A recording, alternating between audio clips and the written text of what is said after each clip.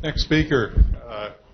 That's on. Really happy to have Dr. Tom Field here. You've probably known Tom as a faculty member at Colorado State, also producer or director of education. I have that right with NCBA. Tom has moved to Lincoln, Nebraska, where he has become the director of the Angler Agribusiness Entrepreneurship Program and holds the Angler Chair in Entrepreneurship at UNL.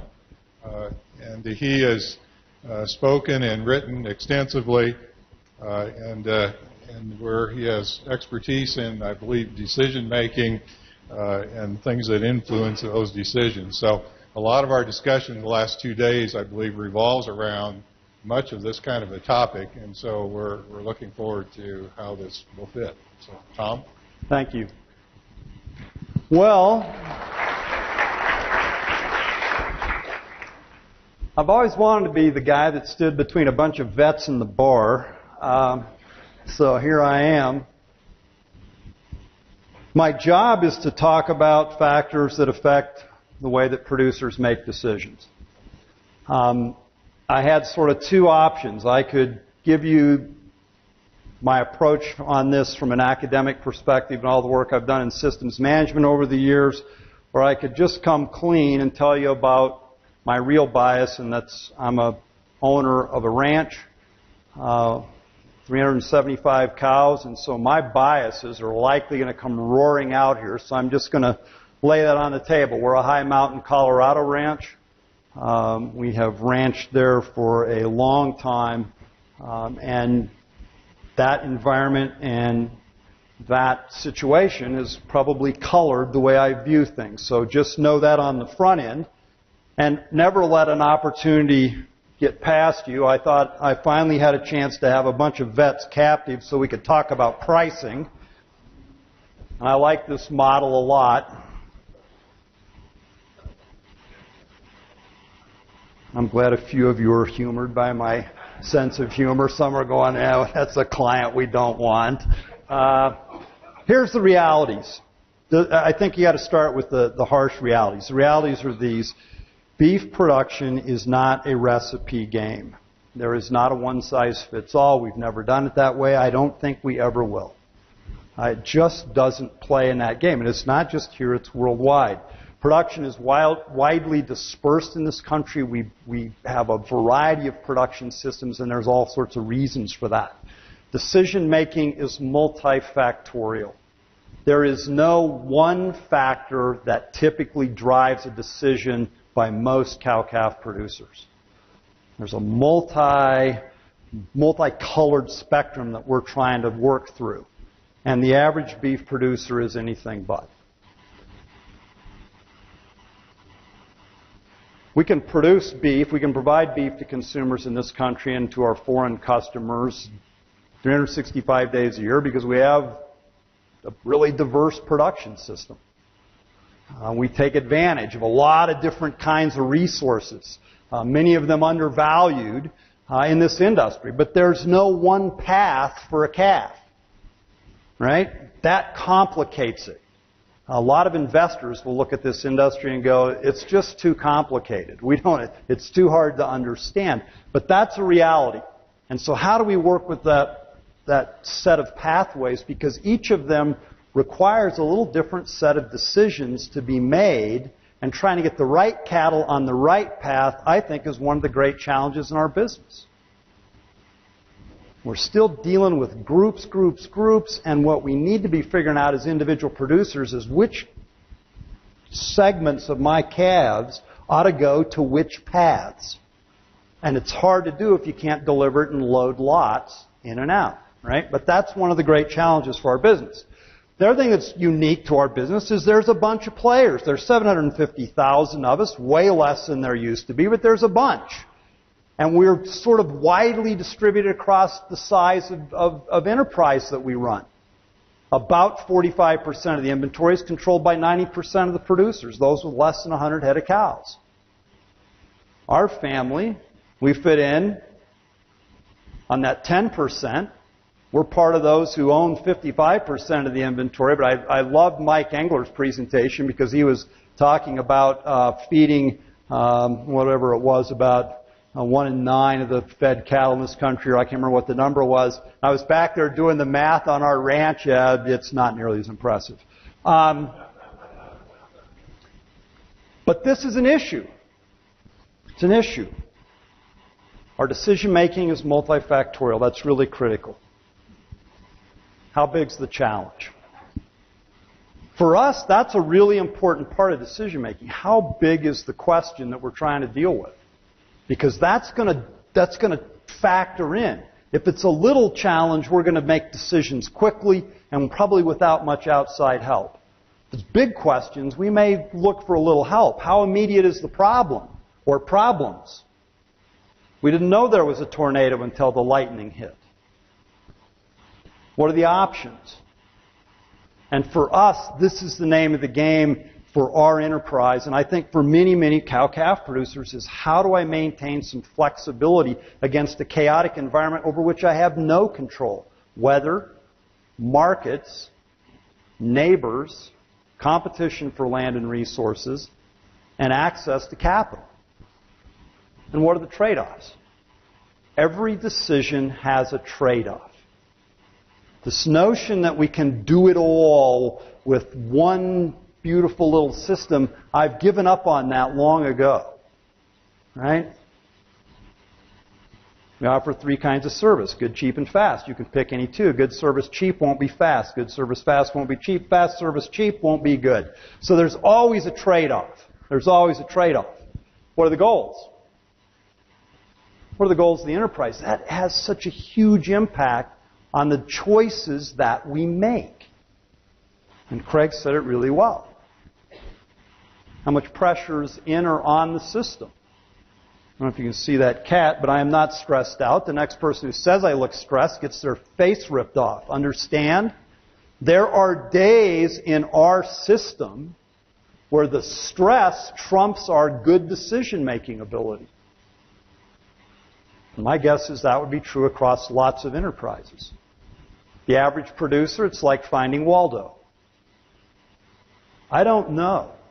I don't think there really is this average producer out there. Come in all kinds of shapes and sizes and genders and ages and ways of seeing the world. That's what makes your job complicated. What makes delivering a uniform product to consumers challenging. It's also what makes this an interesting business. So what are some of the factors? And I will try to sort through some of this. So macro influencers, its size of enterprise, that has an influence because there's economies of scale in this business. The scope and reach into the chain. If you own cattle beyond your own fence line, one time it changes your paradigm about the business forever. And if you own them all the way, you get a real education.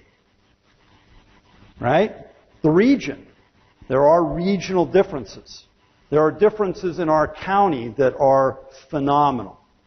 Counties that surround us should not operate in exactly the way we do because their resources are so different. Age of producer, philosophy, and goals. Now, I always hate putting data up because it's too many numbers, but here's what I just want to show you. This is from an ERS study that's sort of the characterization of the cow-calf sector. And I thought it was an interesting study because it diced and sliced things a lot of different ways. But here's kind of the quick messages. Look, the bigger the enterprise, the bigger the cow herd inventory, the more likely that you're going to do something important like have an established calving season. I cannot imagine operating our business without a fixed calving season. Now, we're variable on our breeding season based on our projections for the price of bred cows. Trust me, this year the bulls are going to spend a lot of time with the females. And we'll use ultrasound and arms to figure it out and sort it out. Our calving season will be exactly the same length next year. But we're going to sell more bred females than opens because there's going to be a reason to do that. The bigger the operation, the more likely to use technologies like implants. Here's the one that I find just remarkable. This blows my mind. In this study, enterprises with greater than 500 cows, 43% of those cow-calf producers reported having a regular conversation and a real working relationship with their clinician. Holy schmoly. Ugh. Right? That blows my mind. That should bother your profession and mine. That's something we got to solve, and I think Craig alluded to that. Individual animal records. The difference between size enterprise is not nearly as great, and all of a sudden, once you get to the bigger enterprises, the price, the cost, the hassle of individual records actually moves it back again. Only about half of the biggest enterprises use individual animal records.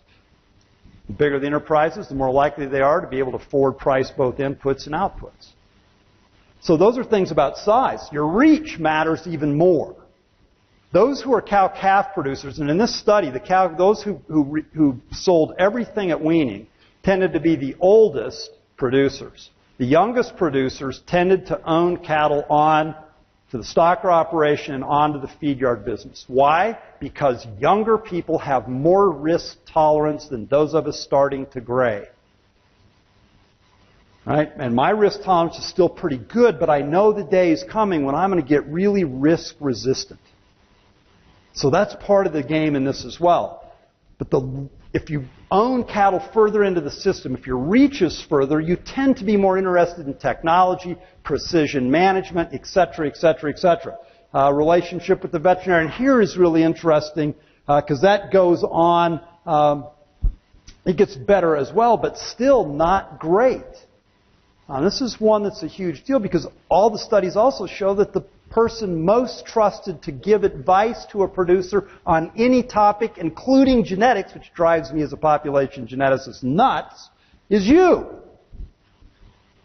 The veterinarian has the hand in the culture of the cow-calf business. But somehow there's starting to be this disconnect. We've got to get that sorted out. There are regional differences.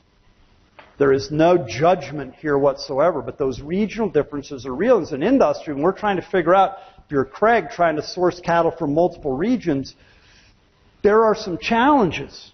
Right? There are some challenges because not only do the cattle perform differently, but the way that the industry is viewed changes a little bit regionally. Not to say that there aren't great producers and sorry producers in all regions. There are. You can go into any county and find that spectrum.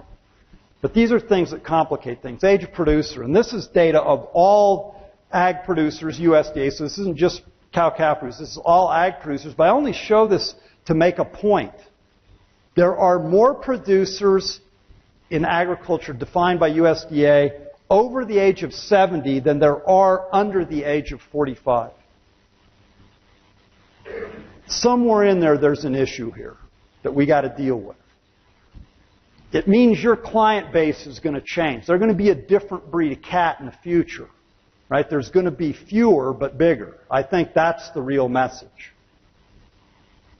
But we know age matters. I know that at the end of his life, my dad was pretty resistant to a lot of the ideas my brother and I would bring to the table. Why? Because his risk resistance had gone up. Right? We were coming in with these really wild ideas that he wasn't quite ready for, right? And we happen to think that we got more innovative after he passed away. And it wasn't because he wasn't an innovative guy, because he really was until the last decade of his life when he became more risk intolerant.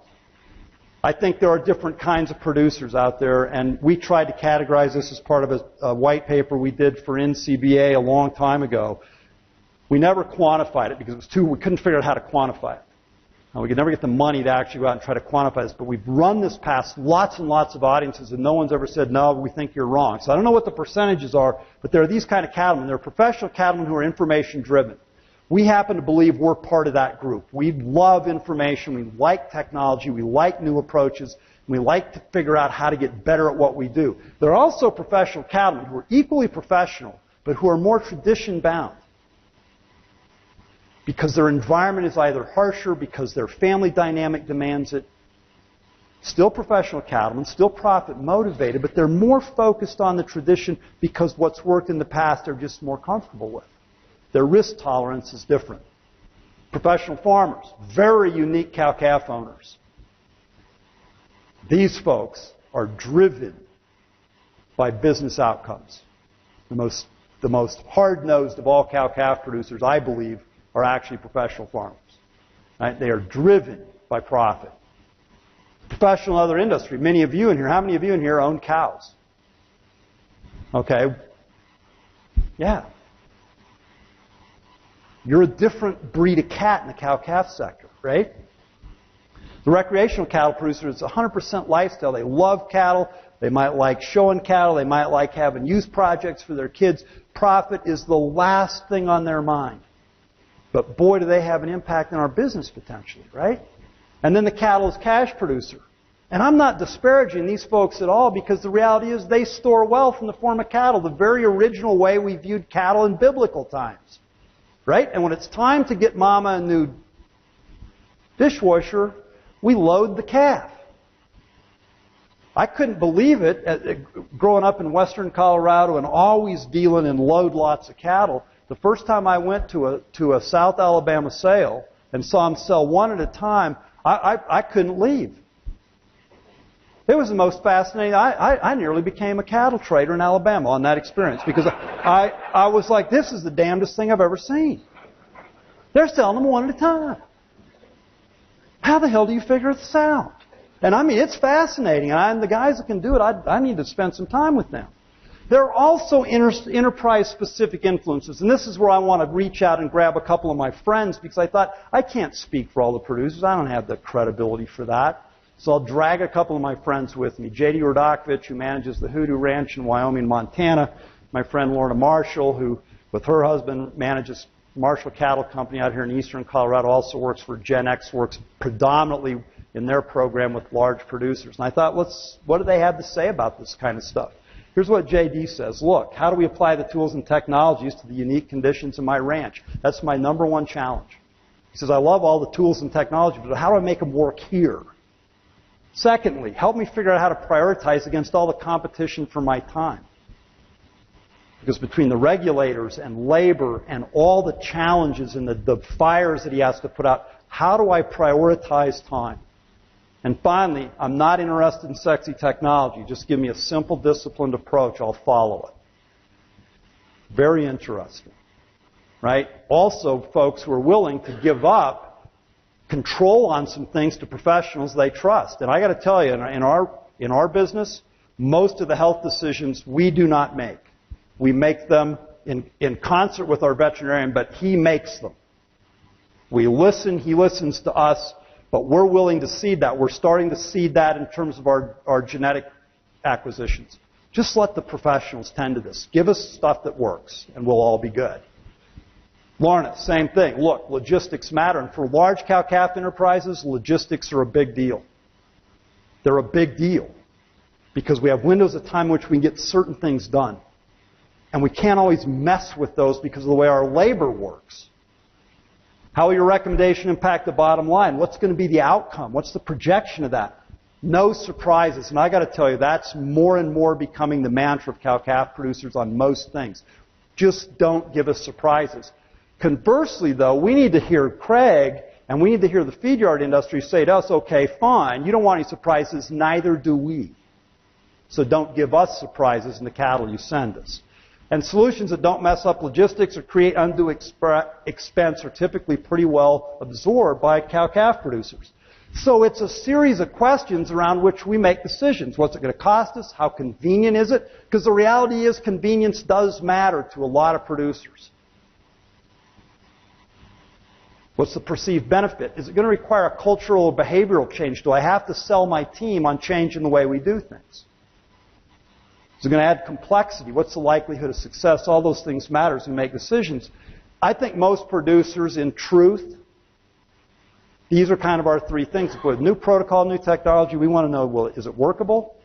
Is it affordable? And is it credible? If it meets those three criteria, we're in. But here's the challenge. Making the simple complicated is commonplace. We deal with that. All of us deal with that in all kinds of ways every day in life. The real secret is how do we make the complicated simple? Awesomely simple. That's creativity. That's the real solution that we got to seek in solving this particular disease complex. Okay, a couple of thoughts. Not all producers are cut from the same cloth, so we're going to have to tailor-make the darn solutions. I think we've made one big mistake in our industry. We haven't laid our problems at the feet of the entrepreneurial community.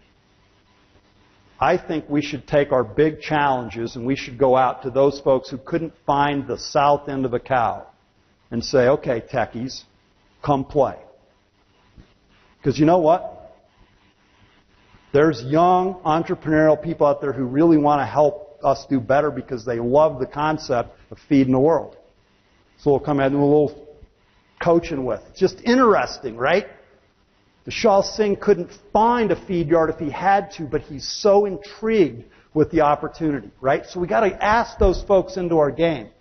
Here's the other thing. Market forces will work. We do respond to that. Why is the cow herd black? Because the market said to. Why do we make bigger and heavier cattle? Because the market rewards us for doing that.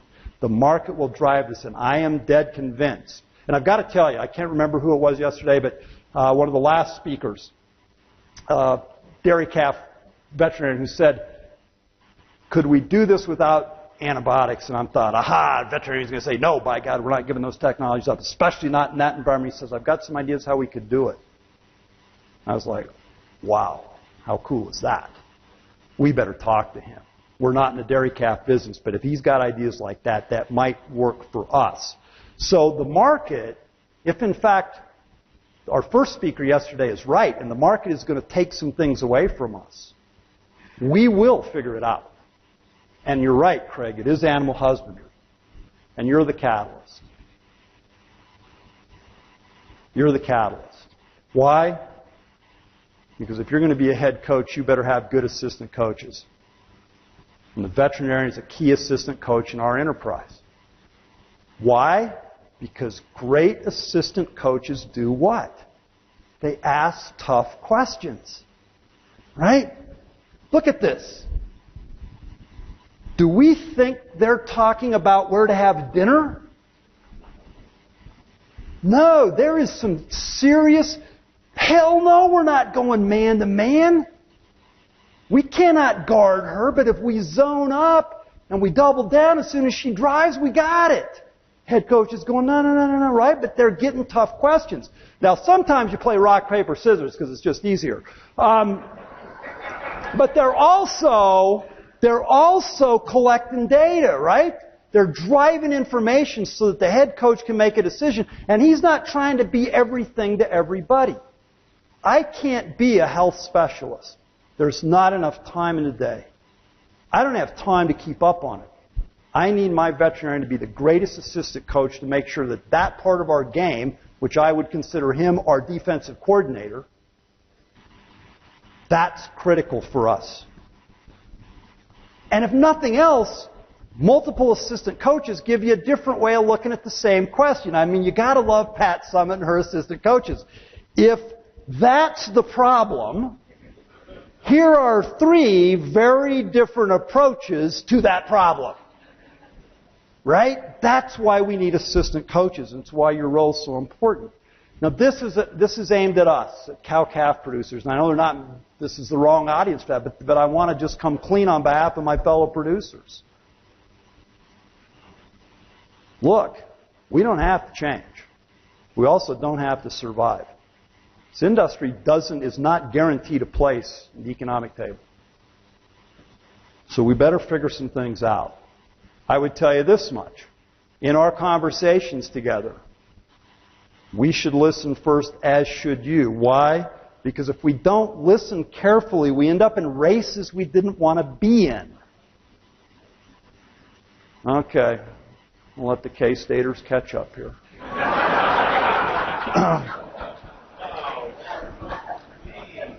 I had to do it. You knew it was coming. Last thought. If you want to be in this business, this is probably the mantra, regardless of what kind of producer you are, regardless of what part of the world we live in. This is what we've finally decided on. July 7th and 8th, we had a really good day on our ranch. That was a really good couple of days. We sold calves for more money than anybody in our family had ever sold them for in over 100 years. We got off the phone. My brother, the banker, who is this very conservative guy, the last time he had fun, he was 14. He called me back and he said, I'm going to do something I've never done before. It's about 2:30 in the afternoon. He said, I'm walking out of the bank, I'm going down to the bar, and I'm having a scotch. I said, don't come back to the bank, they'll fire you. That night, we got all of us together on the phone. We said, all right, guys, we just hit a home run. But let's keep this in mind. Our wants and our needs did not change. Our goal in the industry did not change. So let's be smart and let's do that because it's the only place there's no competition. Thanks very much for the opportunity to be with you, and thanks for all you do for us.